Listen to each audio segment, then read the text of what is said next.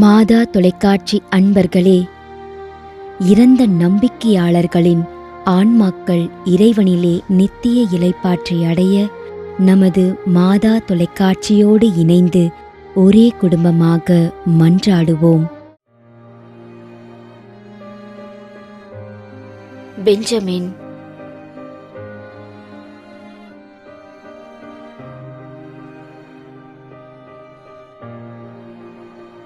M Chinnathambi David,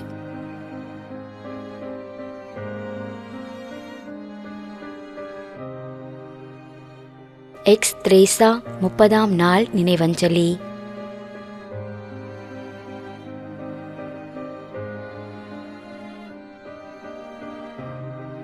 S Edwin,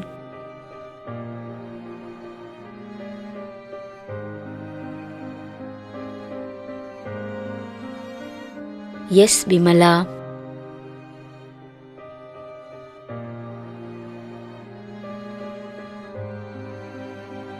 S Anthonysamy, Duraisamypuram, Trichy.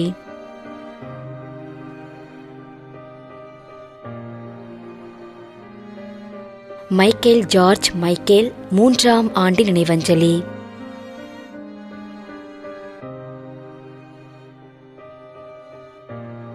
X Theresa 30ஆம் நாள் நினைவஞ்சலி.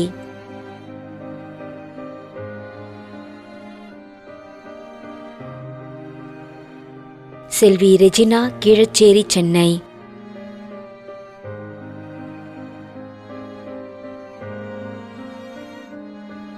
Raj Peres, Napoleon Villavarayar.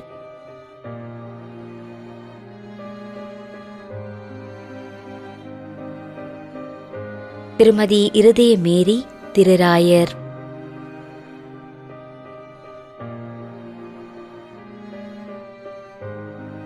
D Joseph Lawrence, A Pushpabai, Nagercoil.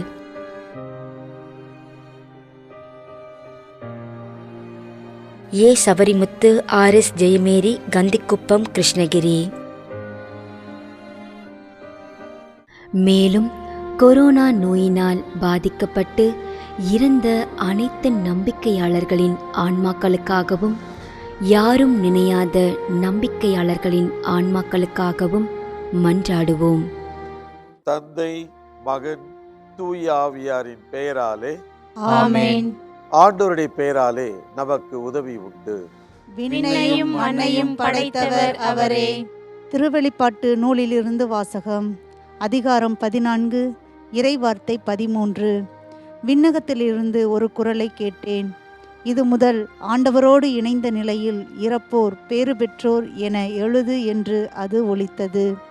அதற்கு தூய ஆவியார், ஆம், அவர்கள் தங்கள் உழைப்பிலிருந்து ஓய்வு பெறுவார்கள், ஏனெனில் அவர்களின் செயல்கள் அவர்களை பின்தொடரும் என்று கூறினார். ஆண்டவரின் அருள்வாக்கு. இறைவனுக்கு நன்றி. நம்மிடையே வாழ்ந்து இறந்து போன இறைவனின் அடியார்களுக்காகவும், மேலும் குறிப்பாக மாதா தொலைக்காட்சி வழியாக நீத்தார் நினைவில் இன்று நினைவு கூறும் இறைவனின் அடியார்கள் அனைவருக்காகவும் மன்றாடுவோம். விண்ணுலகில் இருக்கின்ற எங்கள் தந்தையே, உமது பெயர் தூயது என போற்ற பெறுக. உமது ஆட்சி வருக.